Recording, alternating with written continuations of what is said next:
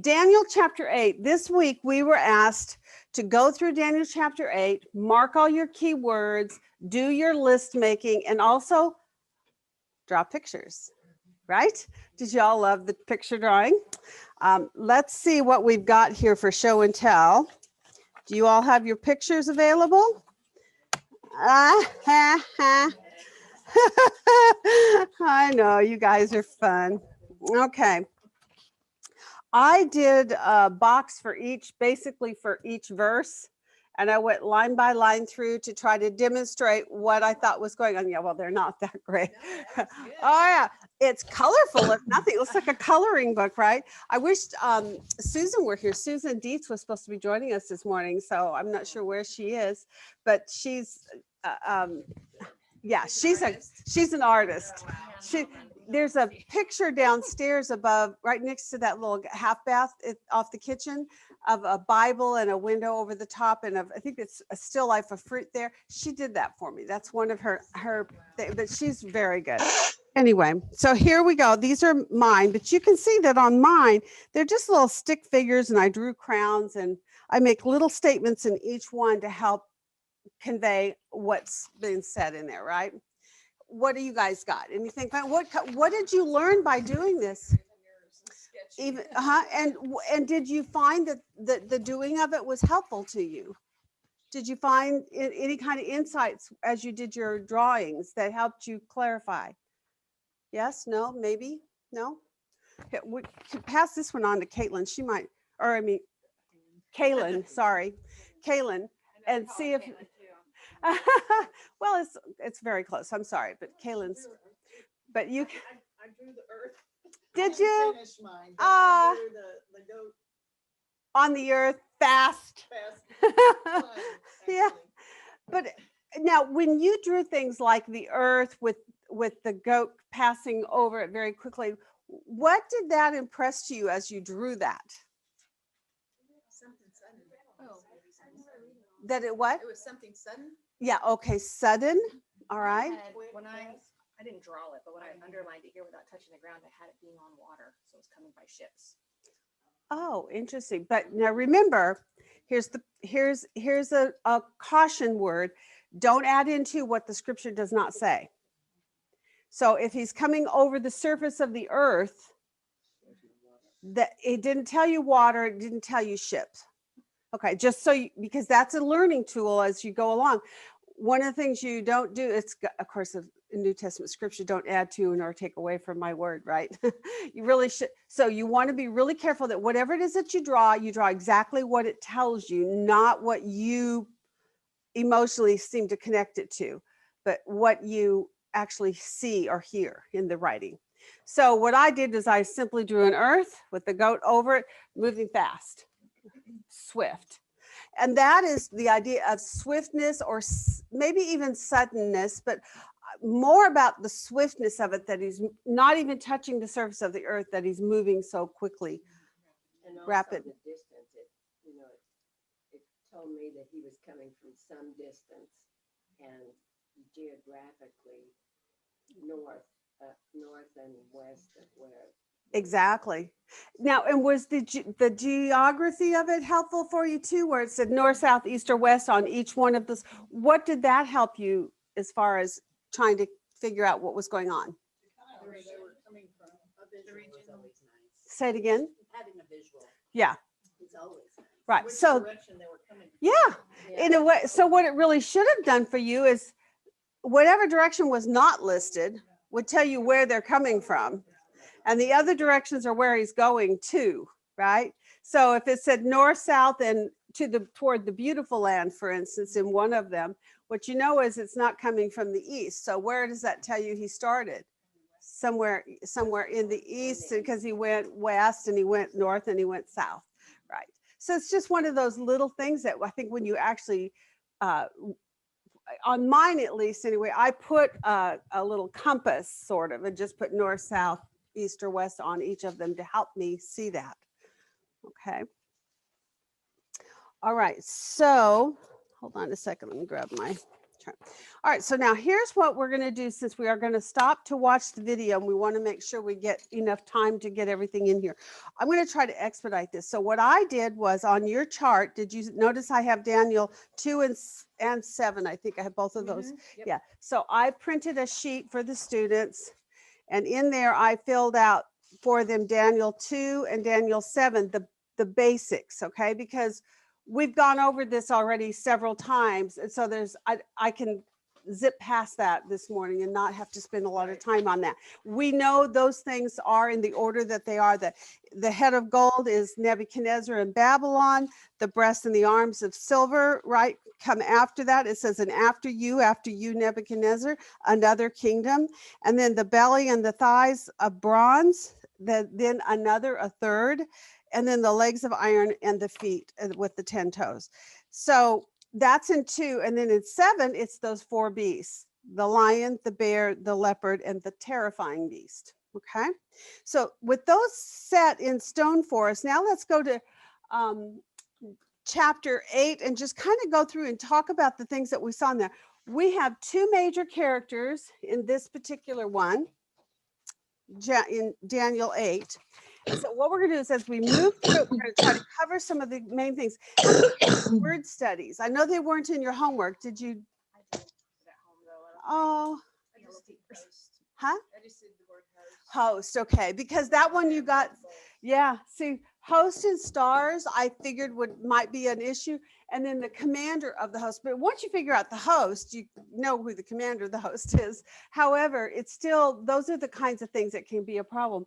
I ended up doing a bunch of word studies just because I didn't know where you all would go, you know. So I think I've got about 1, 2, 3, 4, 5 pages of word studies.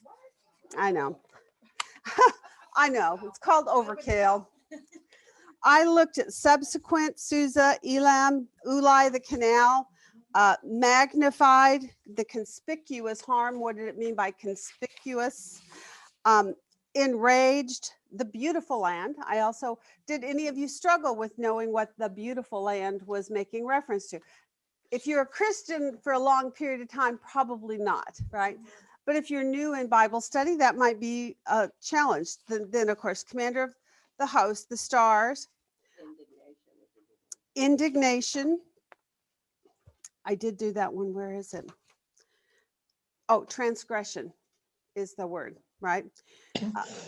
And then a holy one speaking to me, a holy one, not the holy one, but a holy one.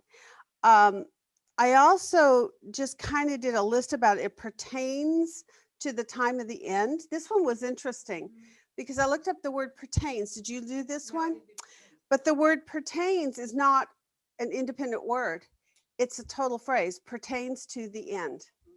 So it was a phrase which connects it all together, which there you go. It begins to make almost all sense right away when you even look at it from that perspective. Right. And again, it's a whole phrase. It's not the word pertains. I thought the word pertains would be an independent word and it would develop it, and it did not. Then there's also the last one, the Prince of Princes. Did that one throw anybody off a little bit because of the flow of thought in there? No. Okay, so those are here and I have them available. If you have any questions as we're going along, I can pull back into those and answer questions. Okay. Human agency too. Oh, human agency. Okay. I mean, it was obvious, but I still was curious about it. What did you learn? Because I didn't do that one. It was the hand of man. Okay. Yeah, there you go. Human. It's a human as opposed to a robot, right? Or as opposed to God, or an alien. That's right. No aliens in this story. Okay, good. Excellent. All right, so let's start then with just looking at the basics. So you have two major subjects, and what are they? Who are the two key players in chapter 8? The ram and the goat. So let's start in chapter 8 with the vision. The first one presented to us. Did you notice that the lion era is not even mentioned in chapter 8? So I thought that the way that it opens in verse 1, he says about his vision that it's subsequent to the one which appeared to me previously. So I find that then the fact that he jumps right into the ram makes sense, because he's saying, I don't need to go back over, which is why I didn't do it either. I'm not going to cover all that, but he goes straight into the next part of what's given to him. So we have a ram. Now, what do we learn about the ram here in 2 and 3? Before we get into the interpretation part, what do we learn in the initial vision? 2 horns. Okay, he has 2 horns. It says one longer.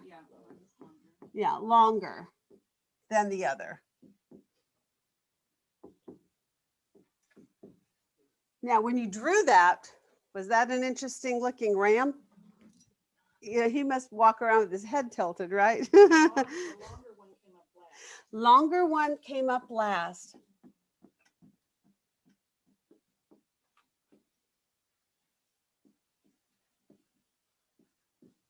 Okay, and that is in verse 3. And 2 horns was also 3. Okay, and what did he do? Again, now this is our geography. He was standing in front of the Ulai. He was in front of the Ulai Canal. And what is the Ulai Canal? Some people think it was just an irrigation canal. That's not actually a river. But it was. Okay. All right. Kind of outside of the Babylonian, the Susa, the capital. Okay, good. So first we identify Susa, which is geography-wise, this is a Persian city, right? It's the capital of Elam. So Elam is the province, Susa is the city, and the Ulai Canal runs through it. Pretty simple, right? The reason I kind of want to bring that up, though, and you're right, it's not exactly it's certainly not a natural river. It's a man-made canal. Sometimes canals can be as big as rivers. I mean, and I have a feeling this one was quite large. And interesting is later on we see a man, and it says between the banks of the Ulai Canal. Now, what does that tell you about where he was? This person, one like a man, the one like, does it say like a man? What verse was that? One who looked like a man in verse 15. So I sought to understand it, and behold, standing before me was one who looked like a man, right? And I heard the voice of a man between the banks of Ulai. So if Ulai is the canal that runs through the city, and he's between the banks, so there's a bank here and a bank here, where is he? He's either above the water or in the water, but he says he looked up. So the idea is he's looking up. So that tells you he's above the water. Is that correct? He looks up. Okay, so when he's looking, I think I drew a picture of that with him looking up toward him. And I heard one speaking on that concerning that. And he said, now while he was talking to me, I sank into a deep sleep and my face to the ground.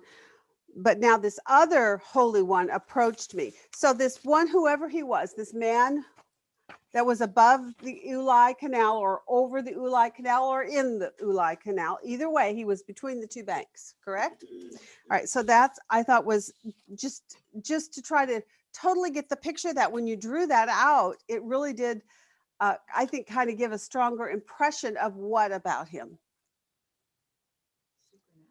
Something supernatural. Because it's not like He's like floating or something. he's floating or something. Yeah, he's not floating on the water, but he's above it, it says. He's not in it, he's above it. So if he's above it and he's between the banks, right, then somehow it gave me the impression of a supernatural being. Okay, now we see the ram. He is butting towards what? West, north, and south. And west, north and west. So that leaves our east blank. And that gives us an idea as to what direction this ram was coming from, right? Okay, butting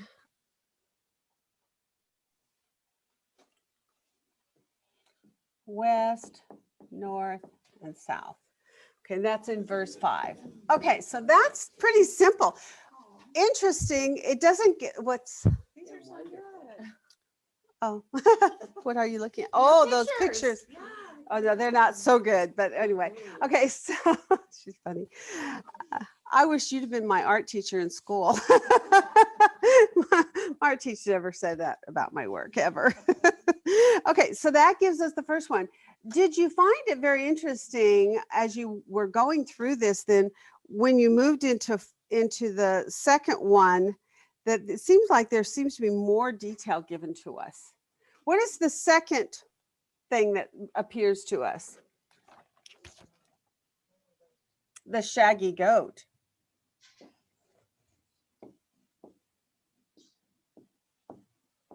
Now we're not going to get everything up here on this shaggy goat, but like how much detail is given to us when you enter to the shaggy goat? Quite a bit. Like a ton. Yeah. So if you just look at your list making, the ram versus the shaggy goat, what is it that you learn by your list making? He's apparently more important, more significant than the ram in the message that Daniel is trying to convey right now, right? The ram's either short-lived or just less important, right? The details are minimal on the ram, but when you get to the shaggy goat, you get unbelievable details of information, right? So tell me what we learned about the shaggy goat. Coming from the west. Okay.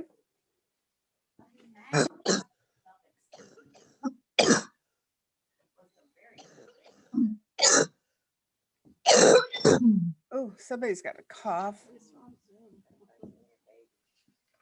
Yeah. Somebody there is not feeling well. Who's coughing? Oh, So sorry. I'm Okay. sorry. I thought I was muted. Oh, that's okay. No problem. We're just concerned about your cough. It didn't sound good. Sounded like you're having a little bit of health issue there. Okay. So the shaggy goat coming from the west, that's in verse 5. What else do we learn? He's not touching, he's over the whole surface of the earth. Yeah, he comes without touching the ground. Now, does that help you to see a little bit on the issue that we were just talking about earlier? Don't add to and don't take away. It says the ground, it doesn't say water. So it does say the earth, and he doesn't touch the earth or the ground, and he's going over the surface of it. So that to me would help you to clarify that we're not talking about ships. We're talking about something coming across the earth or across the ground area quickly, right? Without touching the ground. That's 5. He had a conspicuous. Thank you. Conspicuous. Picious. A conspicuous horn between his eyes.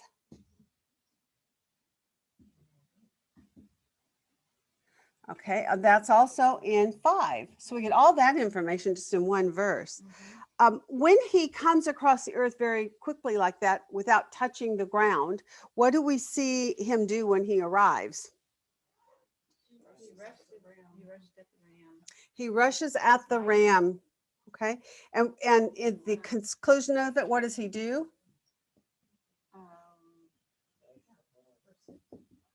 In verse 7, it says, what does he do to that ram? He shatters the 2 horns and he tramples him, correct? He tramples the ram. What else? What's the next portion of this?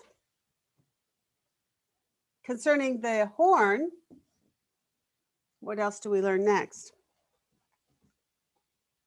It goes down and then it breaks in half. Okay, interesting. Not in half, it just says it was broken. Yeah, it was broken. But it says, as soon as he was mighty.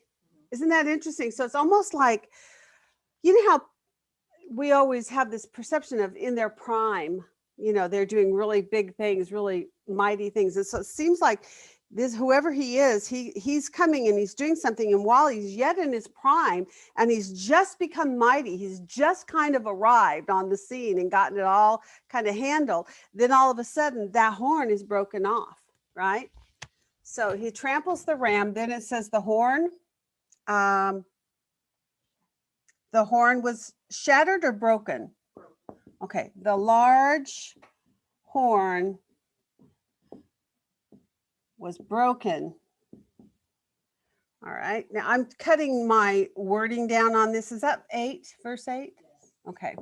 I'm cutting it down just a little bit for the sake, but it says as soon as he was mighty, the large horn was broken. Then what happens? Then in his place, yeah, and it's very interesting. In its place, the horn's place, right? We get 4 horns.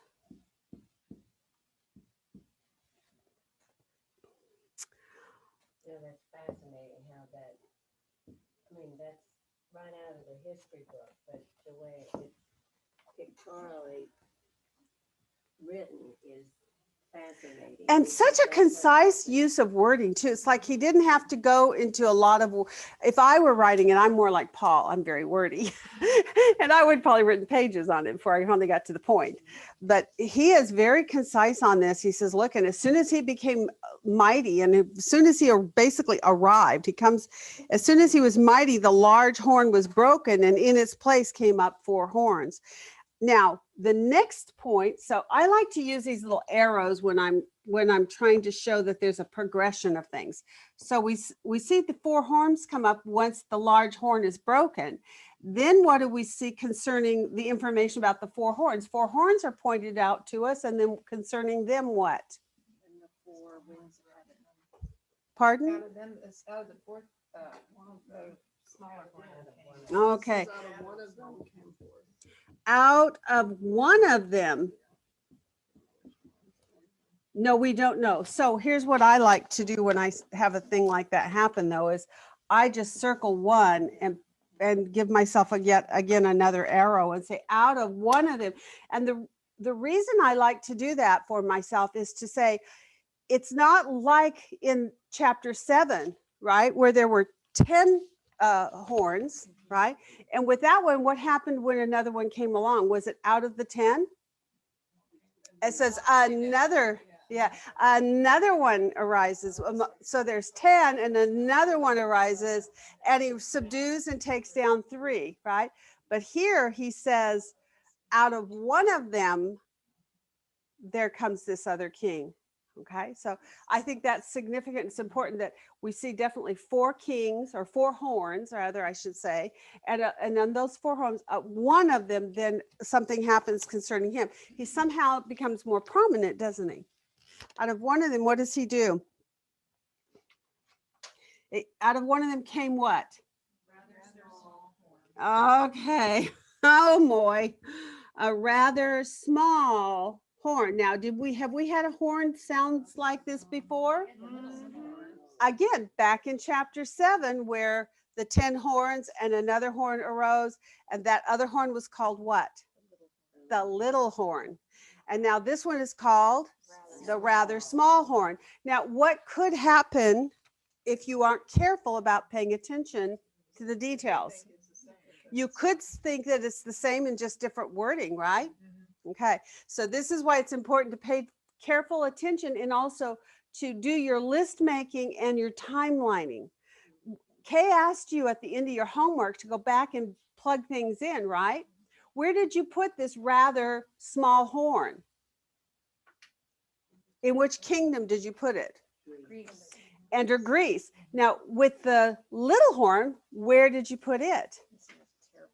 Under the 4th kingdom, which is the terrifying beast. So this one is in the 3rd, under the 3rd kingdom, but the little horn is on the 4th kingdom.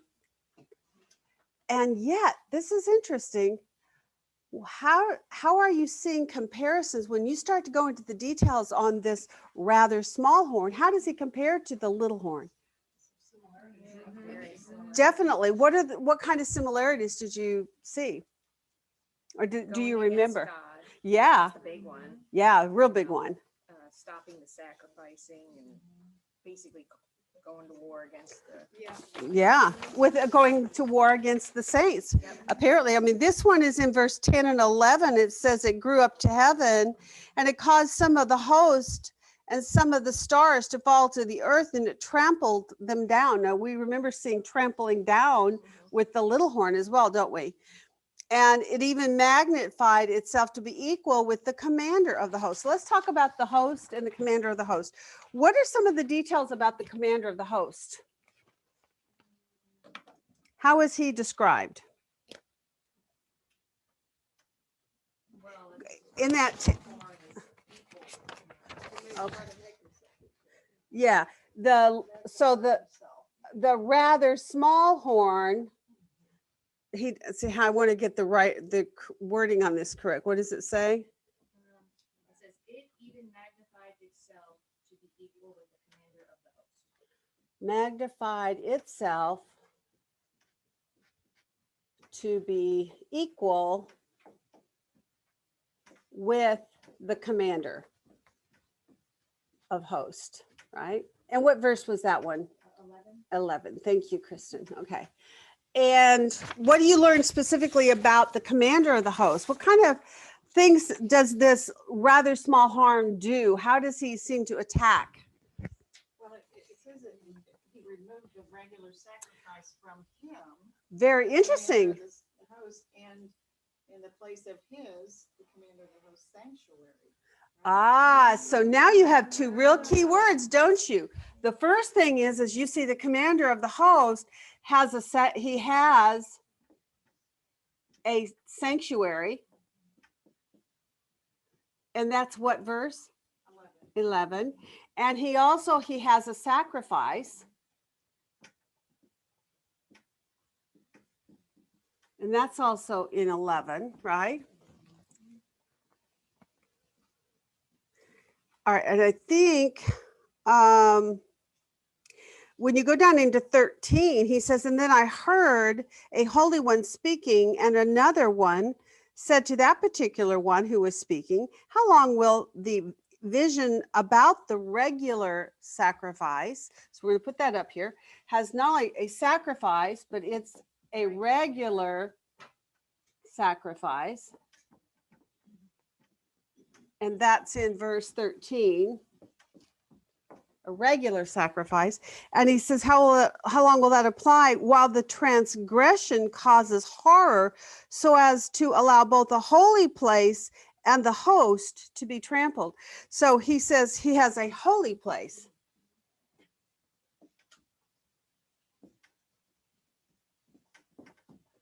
I should say his holy place is trampled. And that's in verse 13 also. So now what do you think is going on there? Who do you think the commander of the host is? God. Yeah, it's God. This is God. Okay, I mean, all you have to do is make your list on the commander of the host directly from the text. You don't have to do a word study, which I did, but you don't have to, because once you make your list, actually it's clearer from your list made out of the text than it is even from doing the word study, because the word study obviously does give you some other options you have to choose from, and then you have to make the best choice for your immediate context, right? Context rules for interpretation. So if you get a word study that gives you 2 or 3 options, you have to pick the one that best suits your context. But if you've already made your list all by yourself right from the text, you've already clarified who the commander of the host is. Now, if you see it from that perspective, then what do you think the host and the stars are that are connected to this commander? And by the way, he's the commander of what? Commander of the host, right? So who do you think the host are? You think they're angels? I said saints. There you go, the saints. Now let's clarify that though. You can go to, hold on, let me see my verse. I've got it written down here.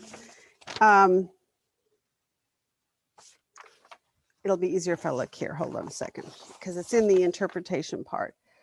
Go to verse 24. He's talking about this rather small horn, which we haven't described yet, but it talks about the things that he's doing. And he says his power will be mighty, but not by his own power. And he will destroy to an extraordinary degree and prosper and perform his will. Remember, we're into the interpretation part of this, right? And he says, and he will destroy who? Mighty men and the holy people. Because here's the thing that you have to understand about what we're looking at here is this is activity that's taking place right here on the earth.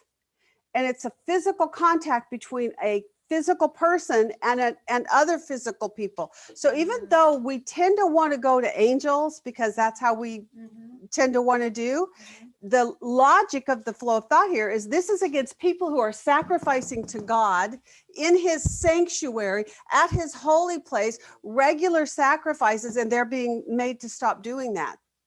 So who would that be? The saints, but not just the saints, the Jews. So we're speaking about the Jews, or called the saints is another way of saying it. The Jews, the saints, and we're going to use 24, 8:24, and it calls them there because if you want to know what is the host, the holy people.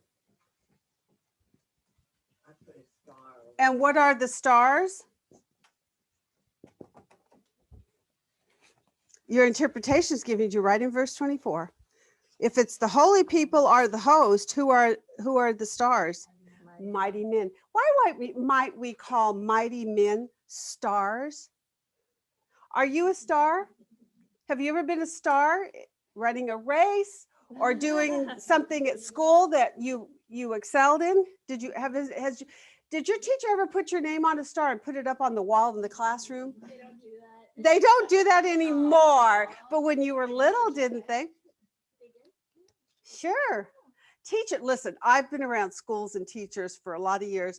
I've seen teachers do that. They cut out great big stars, and sometimes, particularly not at your age so much because you're a big girl now, but when you're little, when you're 6, 7, 8, 9 years old, the teacher will often put a star up on the board, and then you're a star for the day for something, either you're line leader or you washed your hands properly, or you get a star for doing something great. Maybe it's even being the best one in a spelling contest that you did in the classroom or a math test that you took, but you're a star. Why are you a star? Why would you be a star? What does that mean? Very, very good girl. You did very, very good, right? You're very good. And so when you you're a shining example. You know what's really interesting? Daniel talks about stars. Go to Daniel 12, somebody, because I don't have it in front of me. Let's see. Oh, I guess I should open mine up and tell you where. Yes, in Daniel 12.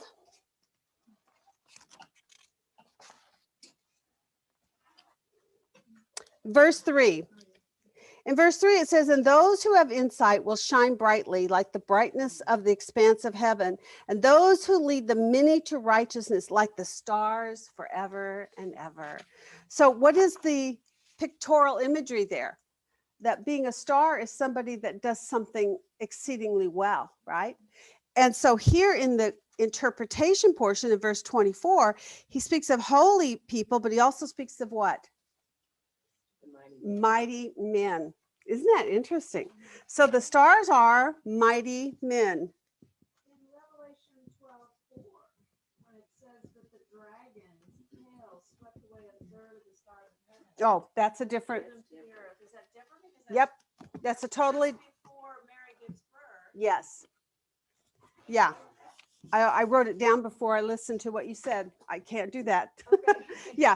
Yes, it's a different, but the word star can mean a lot of different things, and your context will rule for interpretation. The good thing for us in Daniel 8 is we have the interpretation given to us in verse 24. It says that those stars are mighty men. But what threw me is is verse 10, it grew up to the host of heaven and caused some of the hosts and some of the stars to fall to earth. What does Yes. that mean? Okay, you tell. What do you think? What do you think? I'm going to love it because when Kay does the video, she's going to explain the history that's going on here. But first of all, who is this horn? Let's go. The rather small horn. Let's just talk about him first before we answer that question. Tell me a little bit of information about what you learned about this horn. What are some insights about him? It does say that he grew up to the host of heaven. Grew up to the host of heaven. Now, we've already decided that the host of heaven are who? Who are the host? Who is the host? The saints, or specifically the Jews. Now, this is super important for you guys to catch, because up here we're talking about God's temple and him and his work in his sanctuary, right? His holy place, the sanctuary and the sacrifice. This is all talking about Jerusalem and the temple and God over his people, Israel, right? Now we're talking about down here, who are the hosts and the stars? Well, they are the holy people and the mighty men, but both of them are what? Jews. Okay. So now he says he grew up to the host of heaven. Well, if you've already identified what the host is in your context as Jewish people, what does it mean that he grew up to them? What do you think that might mean? Spread out to them, 'cause that's where they would be sacrificed. There you go. Maybe it means that whoever this little horn is, that he grew towards them. What did we see up here? Directional language, right? Towards the beautiful one. Now tell me what we see about this guy when he's doing his thing. What verse are we in? Oh, I'm in the wrong chapter.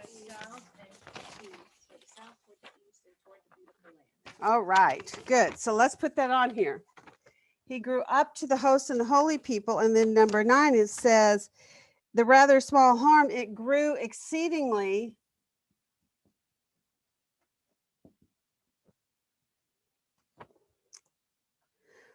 toward the east, toward the south, the east, and the beautiful land. So let's do this. South, east, and beautiful land. You can put BL if you want to shorten it, but the beautiful land. So here we have again our directional diagram, which is the compass, right?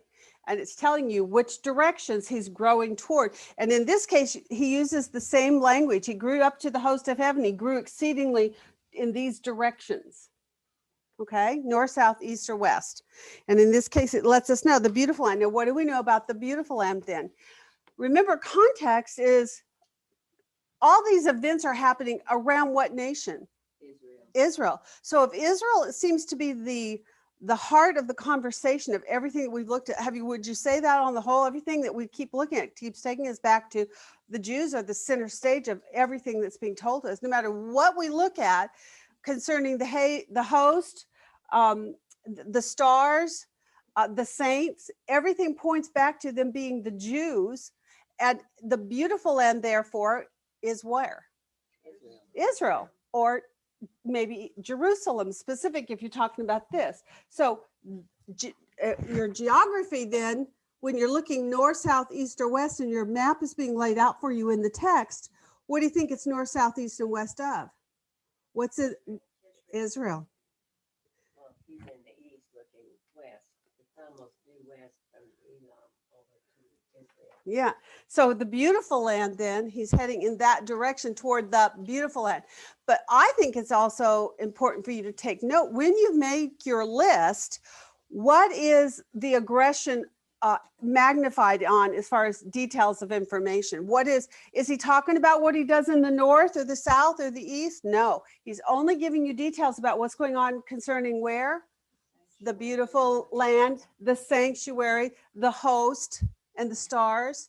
So again, what we're seeing then just by list making is we're seeing that what's going on in the vision, he's telling him information about things that are going to happen in relationship to Israel, what's going to happen to her with these different beasts that are going to be coming up in time and history.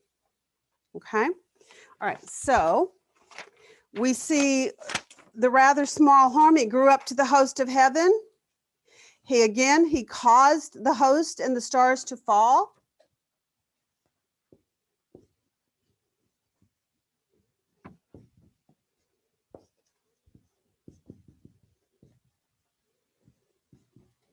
To the earth again. So what do you think it means now that you know that it's talking about Jewish people when it says he caused them to fall to the earth? What do you think he's saying? A person. Knocking them down. Yeah, he's knocking them down or killing them, right? And they're dying. He's trampling on them. Go ahead. I'm sorry, say it. Yeah. What does it say in verse 13 then that might clarify that we've got that correct? What does it say that the rather small horn is doing there in verse 13? He's trampling down the holy place and the host. Causing horror. And boy, is that ever a nice definition then of this, whoever this rather small horn is, he tramples down the holy place, the host. And then does it say for how long? For 2,300 evenings and mornings. I think it's interesting that they laid it out that way, and that's verse 13. Okay, I know that's a really sloppy board, but you'll see it better on the chart when I send the chart out to you. When he talks about 2,300 days, now we've encountered quite a bit of time references so far, haven't we? Does this one seem to line up with anything we've had so far?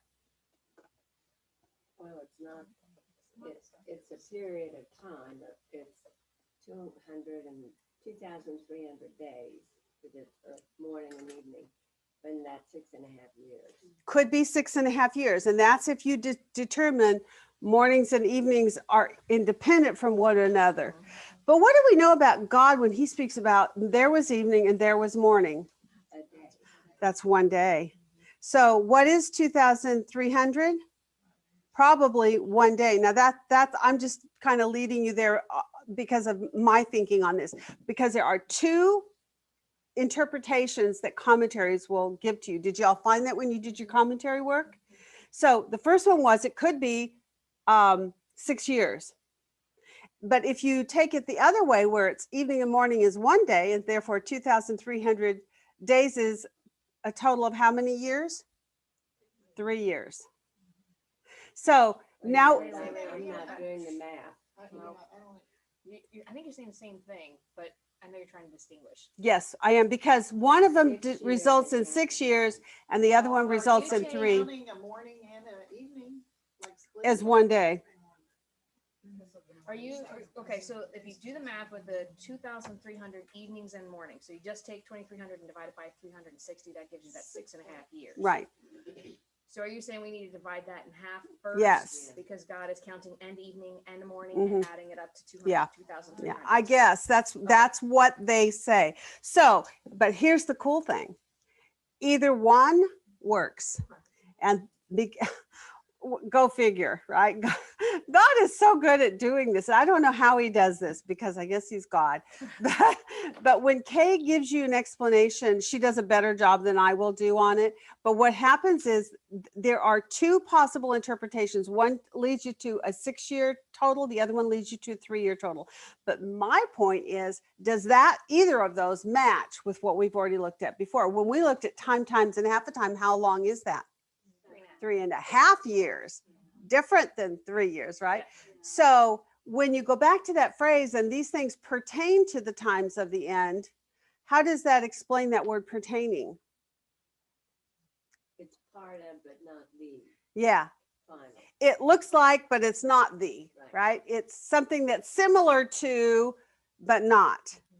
So the fact that the timing is not a matchup with Daniel 7's time, and half a time, and Revelation 12 and 13, where we looked at those. The timing is not a perfect match, but it is a similar match.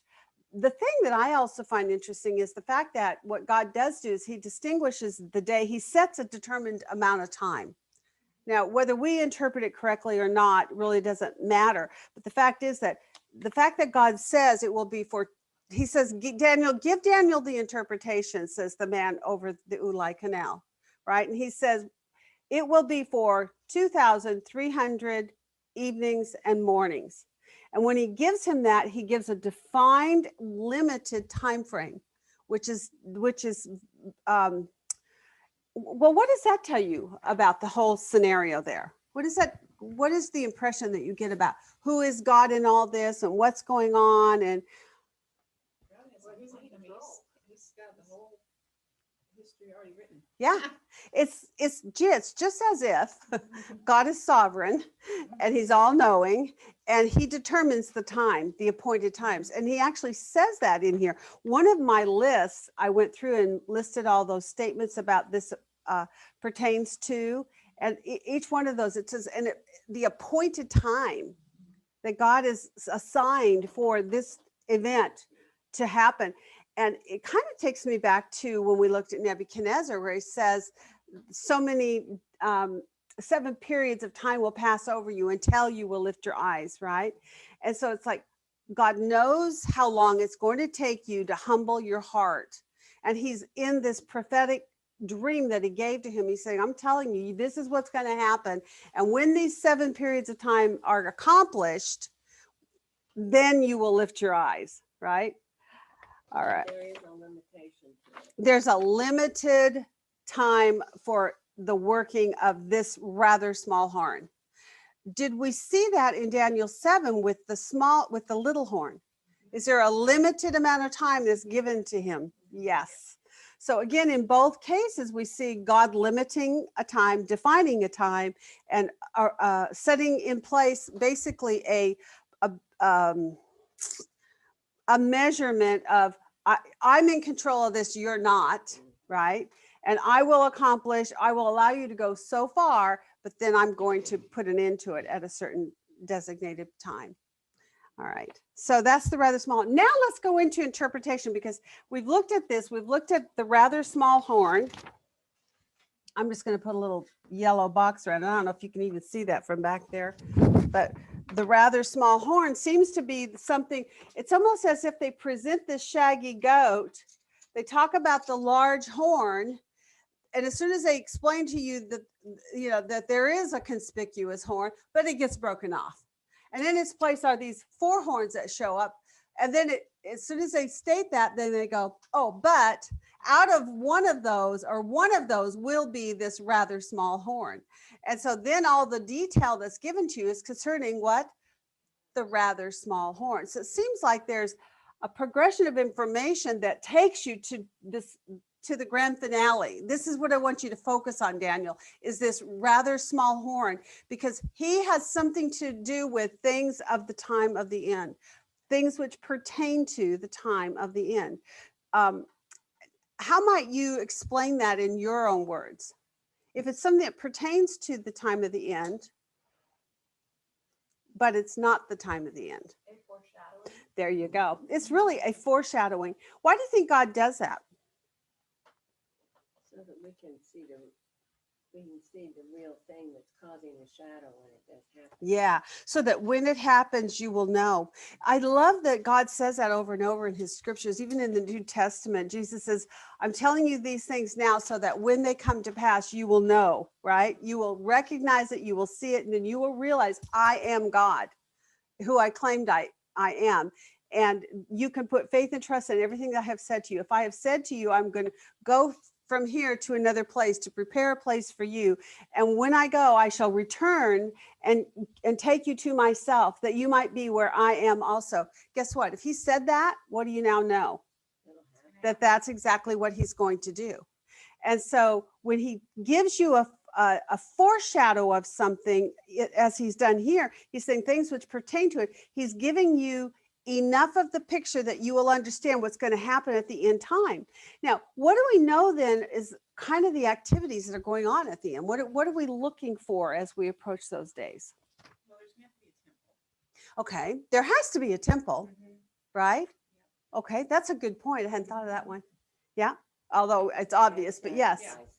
Pardon? And the sacrifices. The sacrifices, there's something about sacrifices that's going on, and then this person interrupts it. Whoever he is, he puts an end to the sacrifices in the sanctuary. That's interesting. We're not there yet, but In the holy place. in the holy place nonetheless. And he exalts himself to be what? Equal to the commander of the host. So when you're thinking about the end time, when Antichrist arrives, then he's going to be one that will do some of these same things that are very similar, so that when you see him, you will recognize what he's done. The other thing I find interesting is what's going on with the host in here? What was that? Verse 12. Why is God allowing his temple to be trampled on and for the host and the stars to fall? Because they transgress. There you go. Again. Again. Oh my gosh. Will Israel never learn, right? On account of transgressions, the host will be given over to the horn, along with the regular sacrifice, and it will fling truth to the ground and perform its will and prosper. And he said, then I heard a holy one speaking, and another holy one said to that particular holy one who was speaking, how long will the vision about the regular sacrifice apply while the transgression causes what? Causes horror. So their transgression, thank you so much. Their transgression causes horror. Whose horror? Their own horror. They brought it on themselves. Again, if this pertains to the time of the end, what are we again now getting a picture about the things that are going to be happening at the end? What's happening at the end time when the Antichrist arrives? The abomination of There's- desolation. There will be an abomination of desolation, which is perfectly described right here, really. And who brings it on themselves? The transgressors. And who are those transgressors? The Jews. More and more, isn't it getting more and more clear as you move through this? That in the beginning, you're like, so who are those saints? Who are those saints, right? But the more you study it, the more you realize it's all affixed to God, the holy place, the temple in Jerusalem, the Jewish people, the holy people and the mighty men that God refers to as being those affiliated with the temple and with Jerusalem. And so here again, we're just getting more and more of this picture of what exactly is going to be taking place at the end. Okay, so I heard my beeper go off. So now when we go into interpretation, I won't write it in order to make it go quicker. Tell me what you learned about in interpretation. Who is the ram? Medo-Persia. Now you have something on that timeline that we did, right? She said, go back to your timeline and fill in anything extra. There was only a couple of things that needed to be added on, but you now have name for that second one, although we really already had it because of the close of Daniel part 1, right, when we went into chapter 5. But the ram represents Media and Persia. Okay, those two horns, the two-sided kingdom, the two the co-regency or co-ruling of these two peoples of Media and Persia. Okay, and then the goat represents Greece. You know what? Once you've established a pattern, Babylon, Medo-Persia, Greece, who do you automatically know the next one has to be? Who followed Greece? Rome. It's so easy. Even though Rome will never be told to us by name, it's only referred to as a terrifying beast. We will be getting more information about it because we're going to look at that time frame when the Antichrist will arise. But he's always referred to in these cryptic words that we're not so familiar with, like the little horn. Okay. And you have to learn to identify his various forms of titles that he has, just like God has many titles. This Antichrist that comes at the end, he has many titles as well. Okay, we see that the goat represents the kingdom of Greece. And who is the large conspicuous horn? Alexander the Great. Alexander the Great. We know that, but in the text it says he's the first King. king of Greece. Again, back to horns being kings, right? So it hasn't changed, has it? Then the four horns, what do you think horns are there? Another more kings. The four kings that arose represent four kingdoms which arise from his nation. Did you notice that?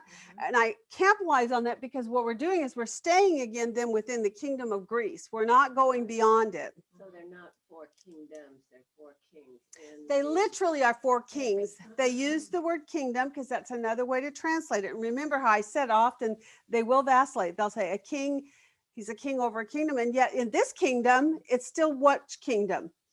Greece.